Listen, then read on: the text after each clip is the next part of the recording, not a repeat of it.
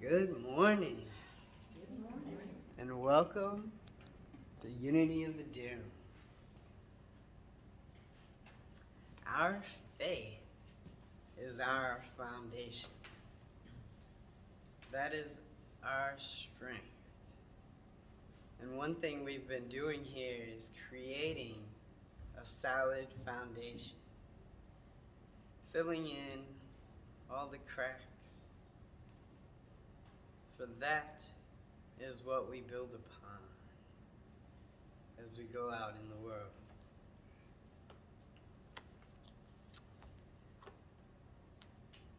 Non-resistance. Well, like many things in life, one thing is defined by the negation.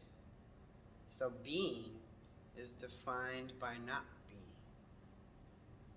The sunshine, would we recognize it if it didn't hide from our perspective occasionally, periodically? So, we begin with resistance. Well, what is resistance? So to see non-resistance, we have to look at what resistance is. And resistance, from the Revealing Word, Charles Fillmore, the greatest disintegrating element in the human consciousness is resistance.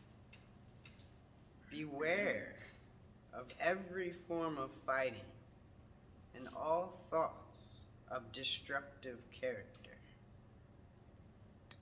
Thoughts build or destroy. There are no neutral thoughts. And they will work in your mind and body in an adverse way and tear down the good you desire to build up if you do not form them with care. A mental state of resistance indicates an unyielding personal will. Evil has no power except that which we give it by our thought. Resisting evil or error is a way of affirming its power.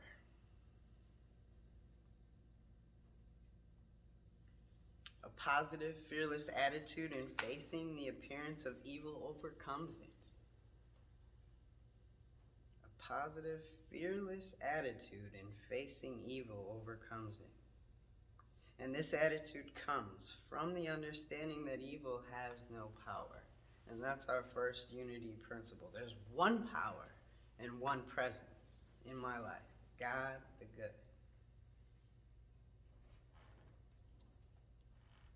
So we don't deny that it's there, we deny its power. So disintegrate, it's the greatest disintegrating element in our consciousness. So disintegrate means to break up into small parts. So the opposite of that is to integrate, to combine into one thing, something with another, so that they become a whole. So non-resistance is a passive state of mind. The law of non-resistance, as taught by Jesus, is demonstrated only by erasing from the individual consciousness every thought of personal rights.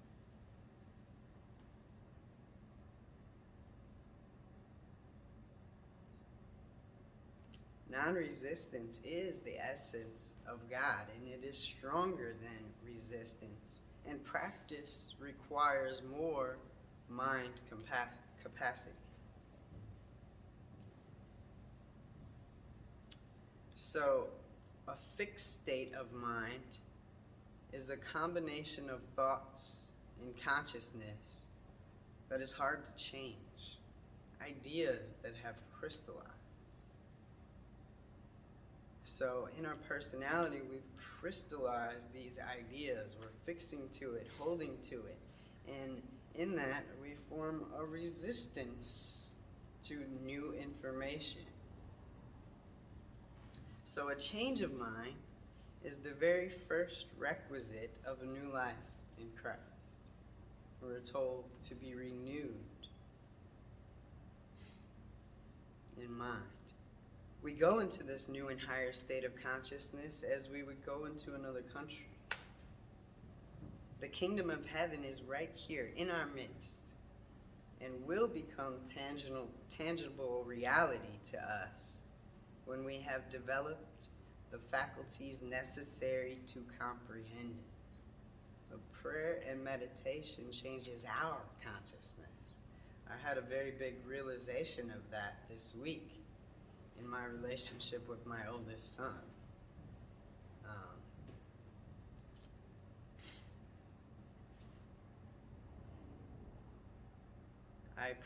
I was praying, and I was looking to the outside, like, God, change this out here.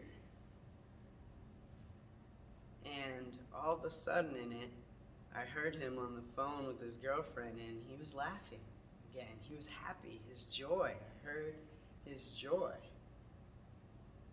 And now I've often heard him on the phone. He talks nonstop. They have this endless seeming conversation. And I was in the place where I was very annoyed. And I was very resistant to it. Like, oh, wish you would go to bed. Would you just go to bed already? Or turn it down? Or, put your headphones on. And all of a sudden I realized, wow, I feel differently about it right now. My consciousness changed. Oh, prayer changed my consciousness. I now was able to receive, to welcome. My heart was open, and I was just happy that he was in joy again.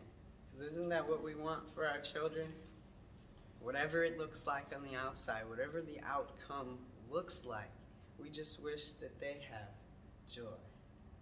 And as our children get older, right, they wish the same for us in whatever way that looks like. And I was trying to submit my prayer on You Pray app to Unity, it's a silent Unity, and it wouldn't go. There was an error. And I copied my prayer and backed out and tried again, and it still wouldn't go. And I was like, okay, the prayer is done. I mean, my consciousness is changed. I now see it differently, though nothing on the outside had really changed. It was so amazing, and I've heard that before. Oh, prayer changes our consciousness. But it was like, no, I prayed to change my consciousness. My consciousness was changed. And in all the prayers that Charlotte so lovingly read to us, there was this aspect of open heart and trust.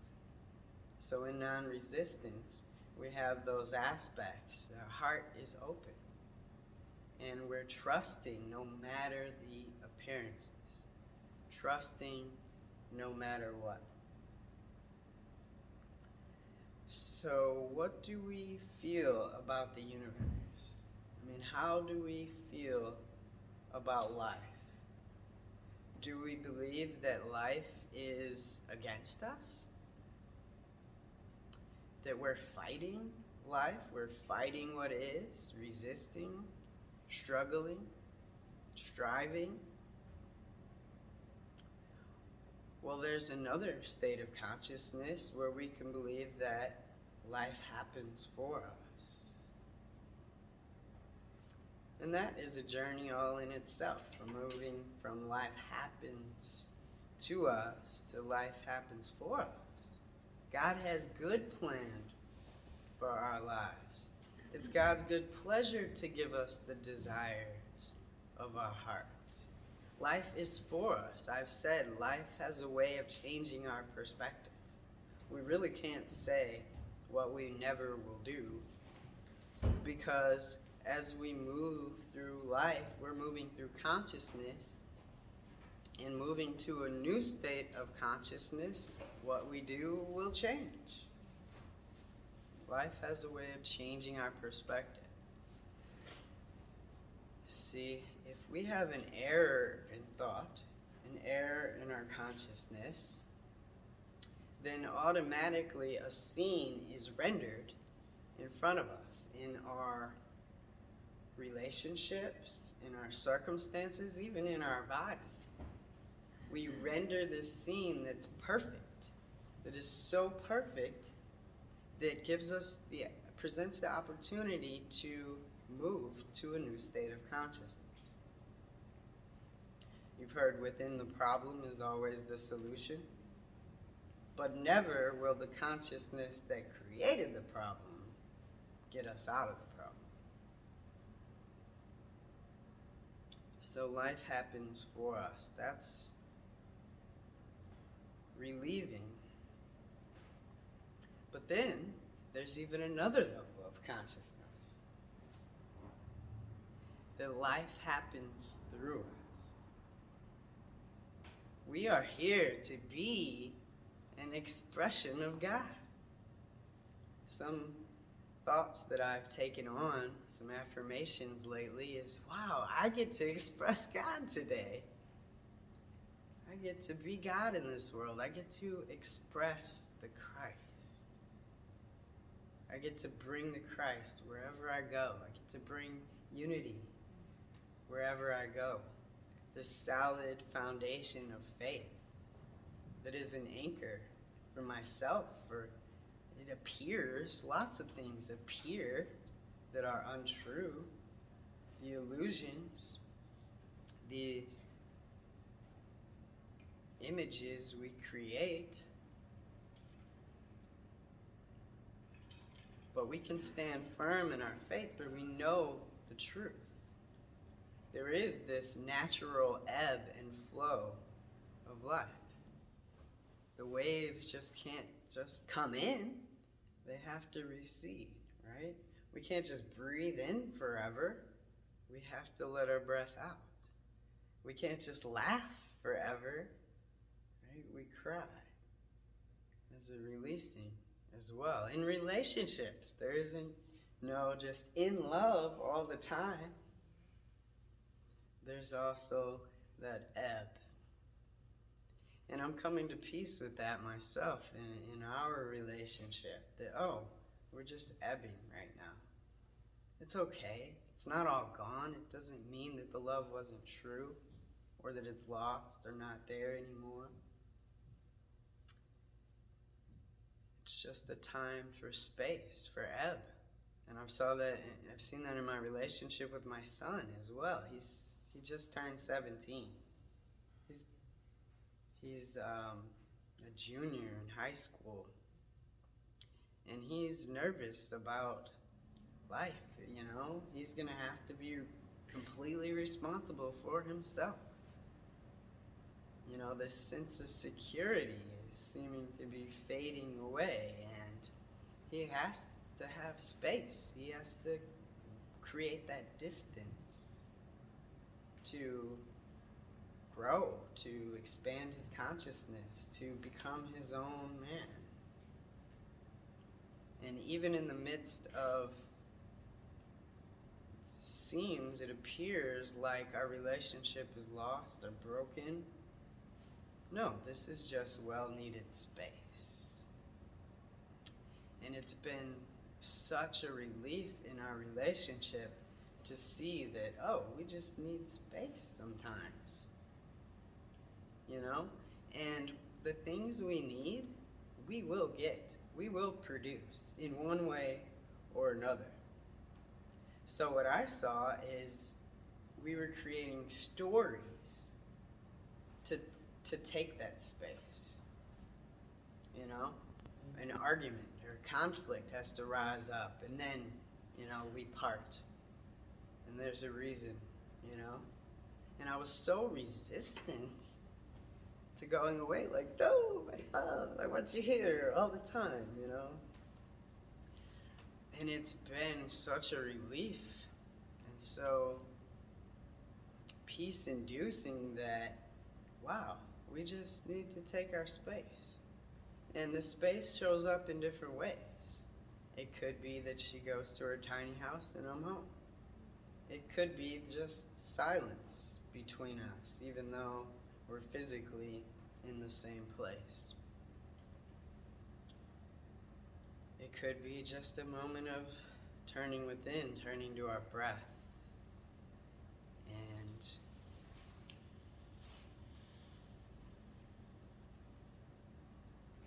being fed by the silence.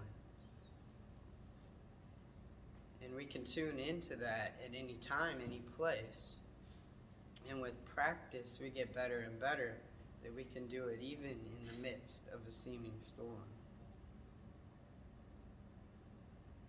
So we all need our space, as we're all growing in consciousness.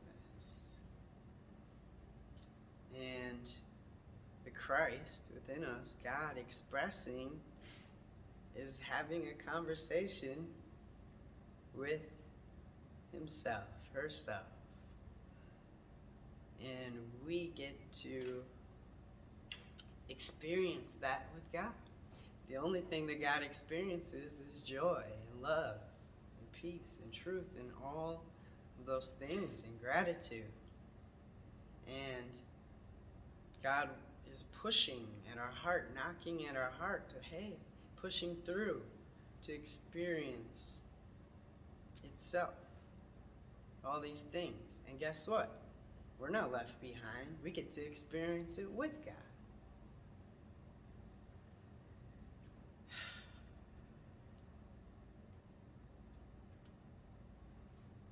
Non-resistance is the essence of God. See, our hurts are only produced by resistance. And it begins as a mental resistance, a mental opposition. And we have more mental resistance than we may realize. So in preparing for this, one thing I asked, I like to ask Spirit a question or journal a question, and it was like, where am I mentally resistant? So I haven't received the flood yet of that. And maybe this is our journey. This is our ever journey, right? To opening our heart more and more, to resisting less and less, to experiencing more and more of God, and to letting God flow through us more and more. That the impersonal self, the individuality, our Christ nature, the what we are, as we learned in Lessons of Truth, that we're making our personality, our ego, our personal I am, more and more like the what of us. And really, all conflict stems from the who we are is not matching the what we are. Because we can't change what we are. We are the Christ. No matter what we do, where we go, how much we try to hide, right?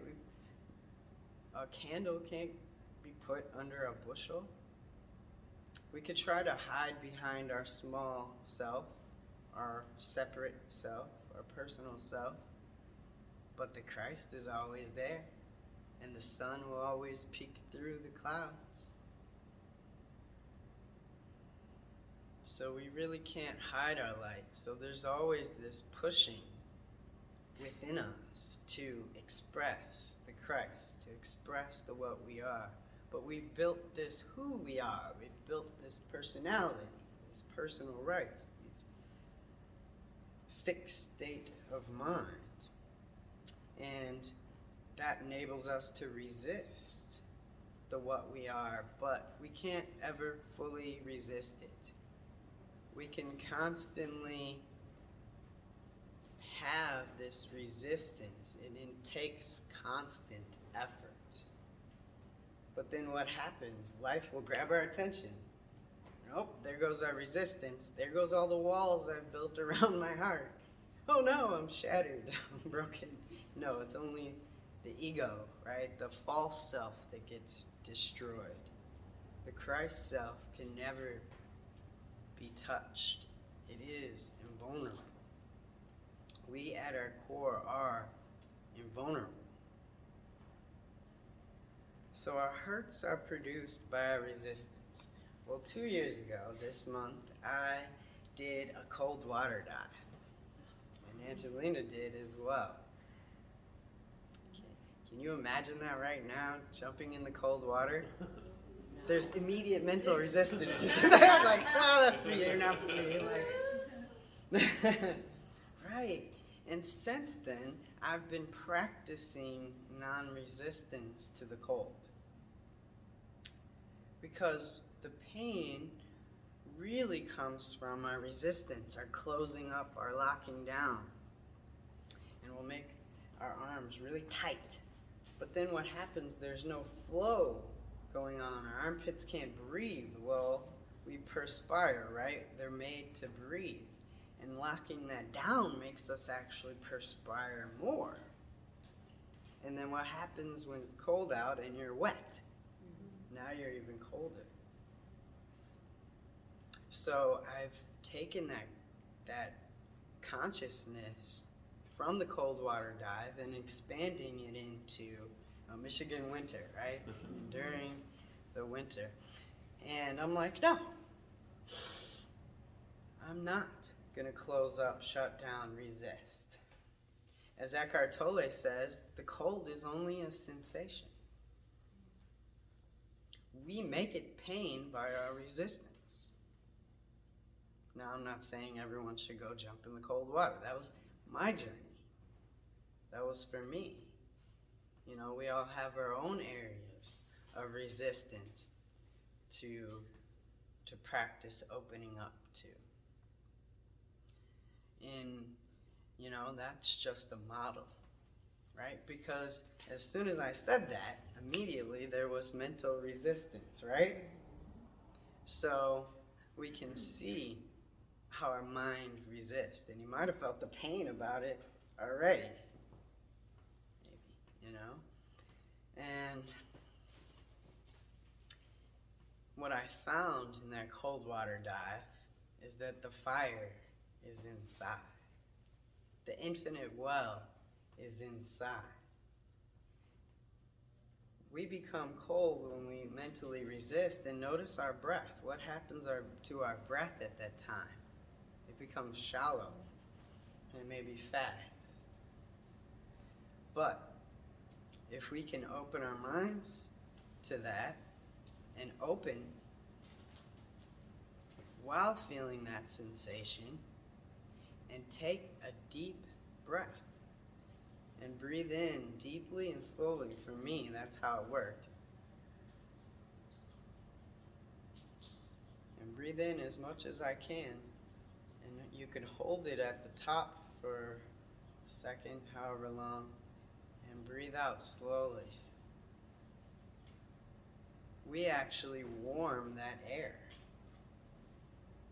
We warm that air up, and then breathing out, it in turn warms us.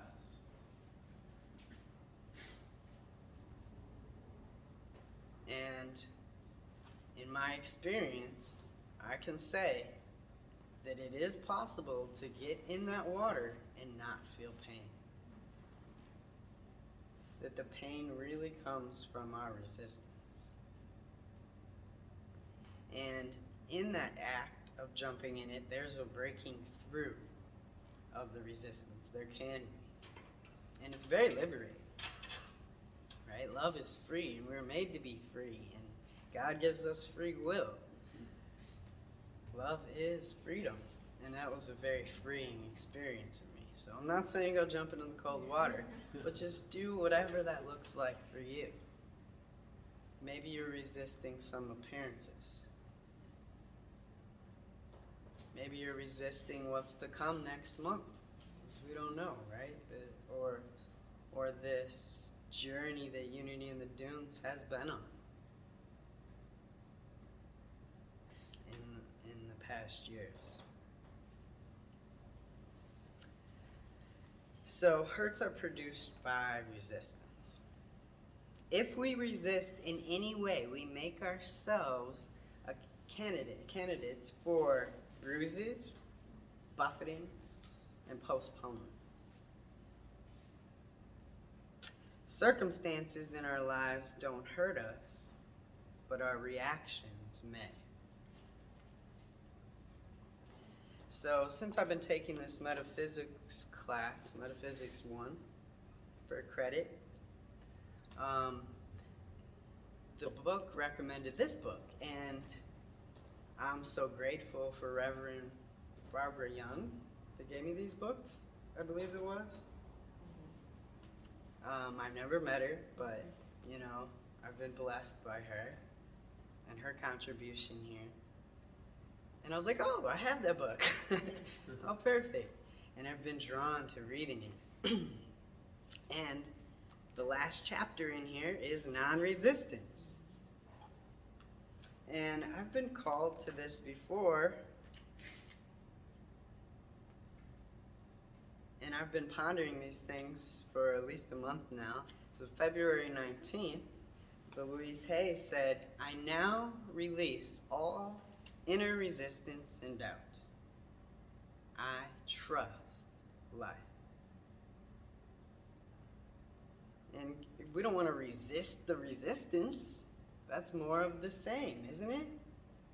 So how do we get out of resistance? I found trust is the answer.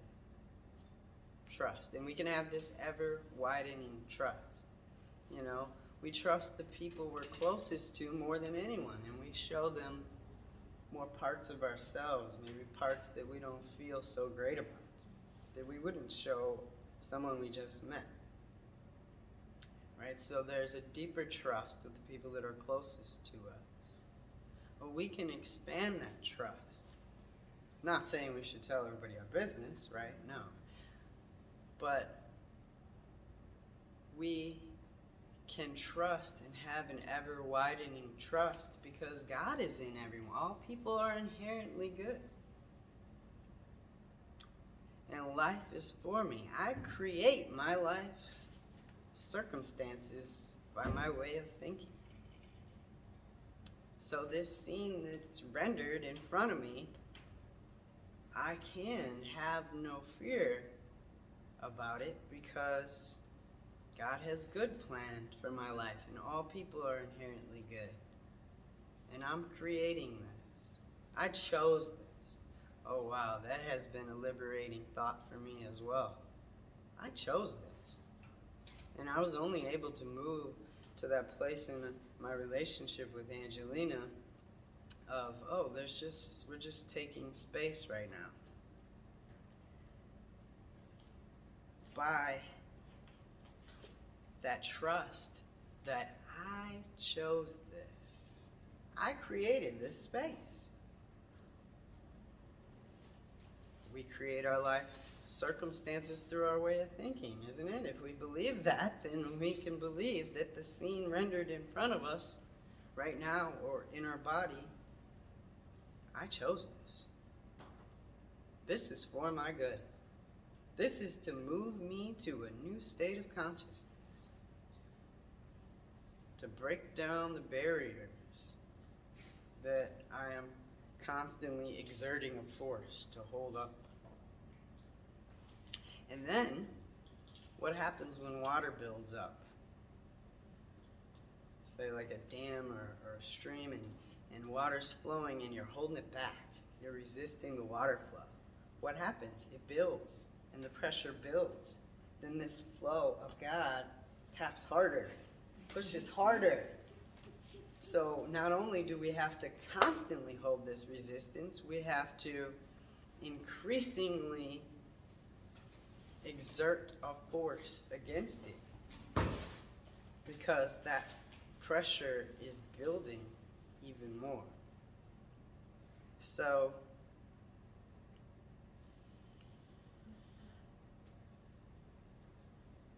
we can move ever and ever to a place of more and more openness, less and less resistance, more and more trust. And with that comes peace and love and joy and all the good things. So our circumstances in our lives don't hurt us, but our thoughts about it and our reactions to it is what hurts us.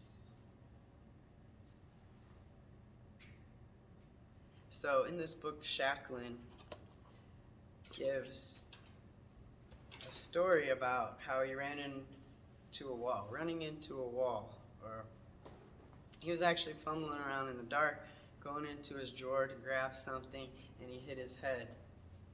He hit his cheek. But immediately, he affirmed.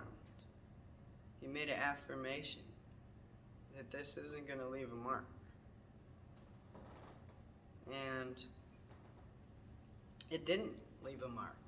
And now if he did it again, would that same thing happen? If he can immediately not resist. But what happens if we run into a wall? What happens if we run into traffic? There's immediately a stream of thoughts of resistance. I have to be somewhere. This shouldn't be happening.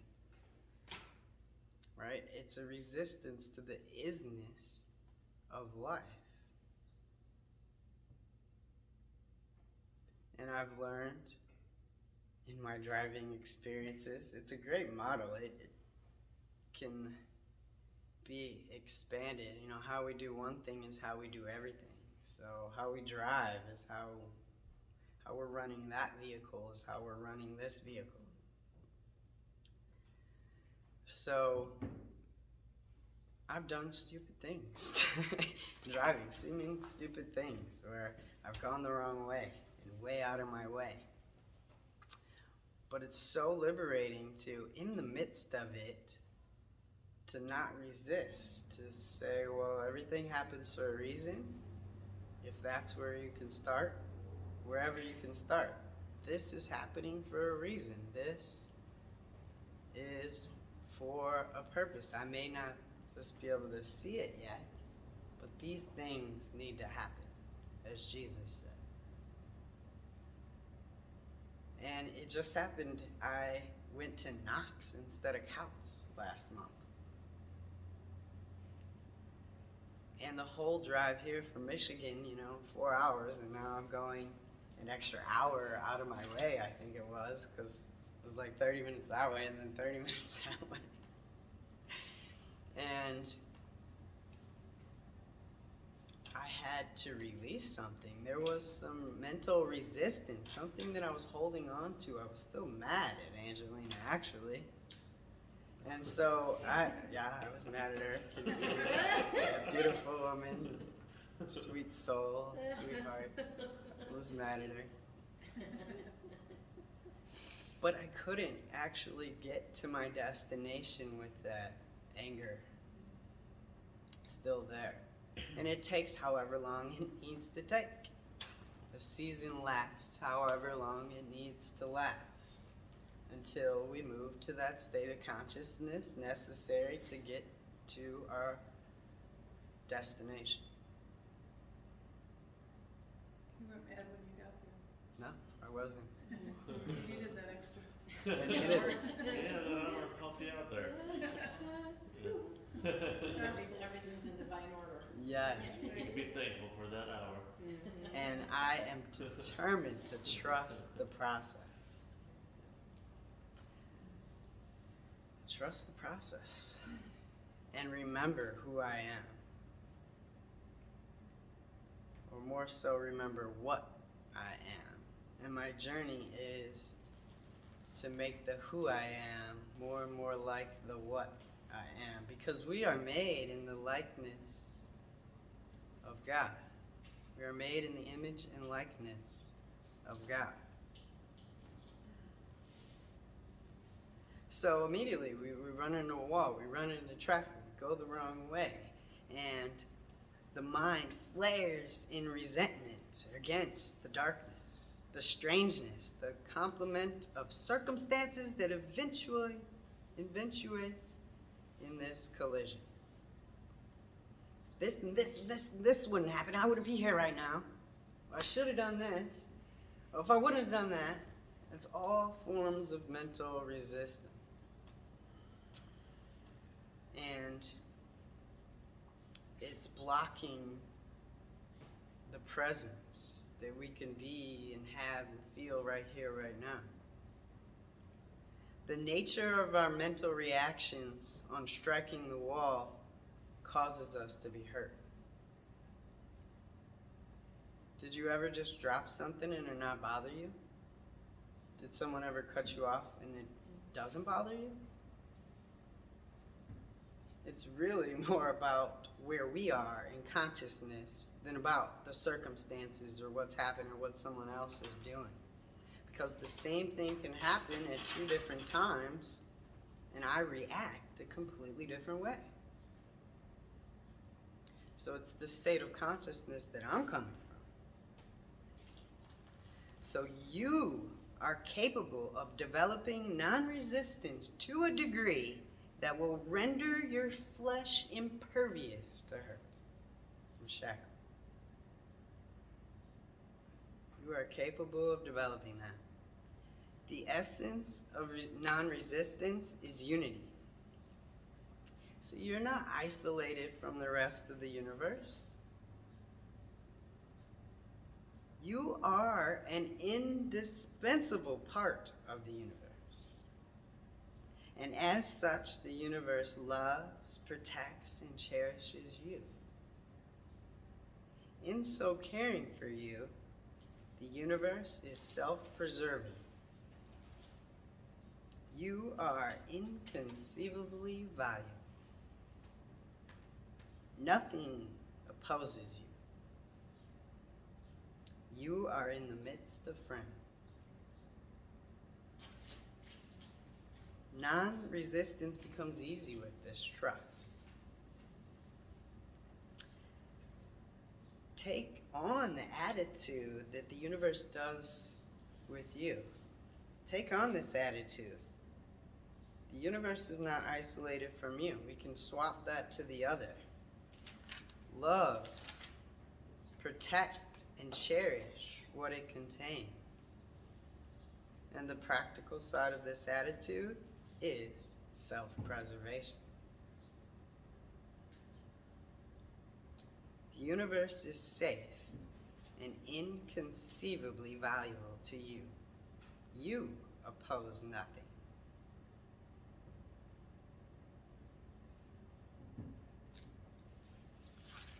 Trust is key.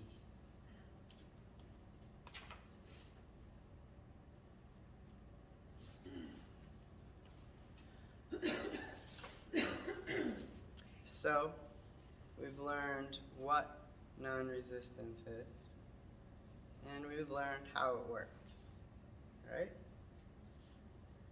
So what are the benefits?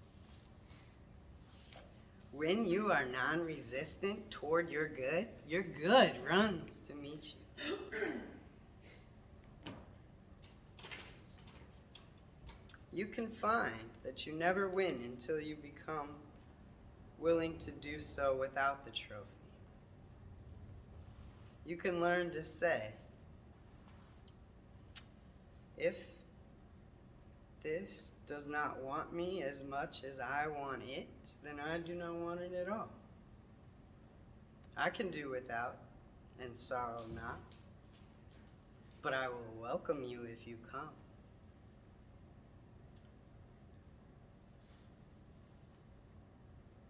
Our resistance makes it take longer. All of this is part of the revolutionary process.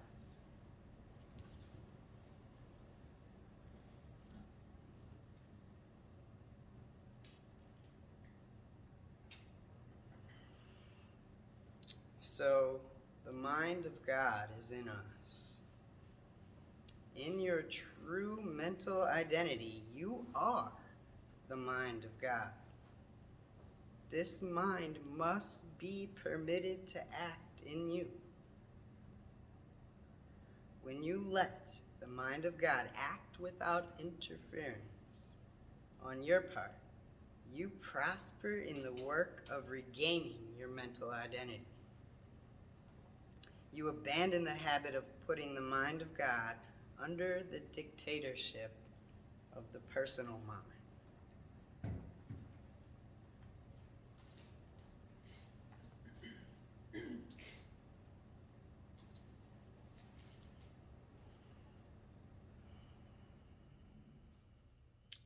Thoughts of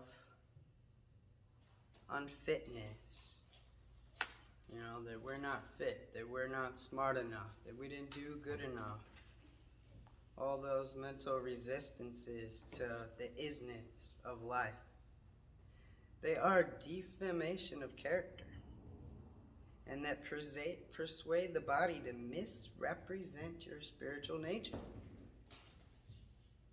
See, our body is our translation of that mind of God. You are the mind of God.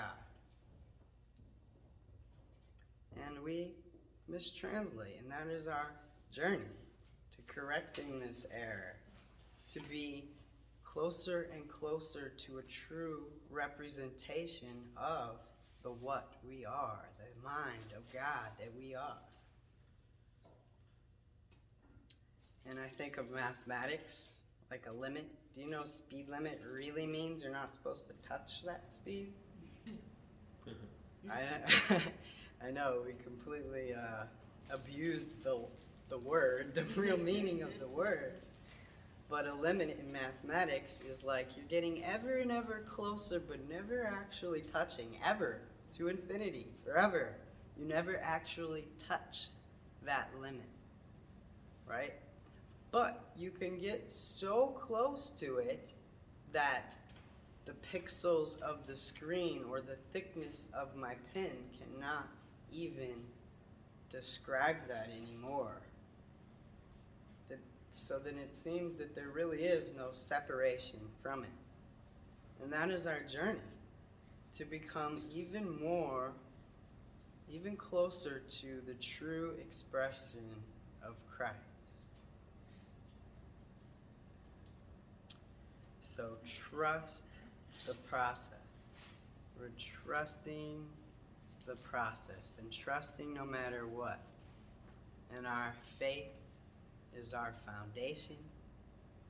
And that's what we strengthen when we come to unity, or we join together and speak scriptures together and praise God and sing songs and hymns together. We are building that foundation.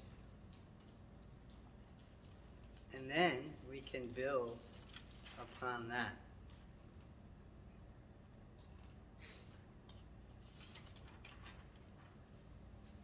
So I am committed to trusting the process. I am committed to activating my will, this God-given faculty of consciousness that is the doorway that says yes or it says no to thoughts. See, these thoughts are not our own, they're just floating around up there, right? But our resonance, like a radio station, we tune to a certain frequency, and then we're more likely to hear thoughts like that frequency. So committing to only letting those thoughts that are the highest good, and the good for all, through. And to expressing more and more of my true self. Committed to knowing my identity, my oneness, my beauty, in all of it, in all of the aspects of me. Not one can be rejected. That all of it together make the whole, the beautiful whole. So trust the process. Whatever it looks like, these things need to happen. And we can become aware of our mental resistances and weed those out through our will by saying, no, that's not of the highest good. These things need to happen. It only appears this way, and I am trusting the process. Thank you all. I love you.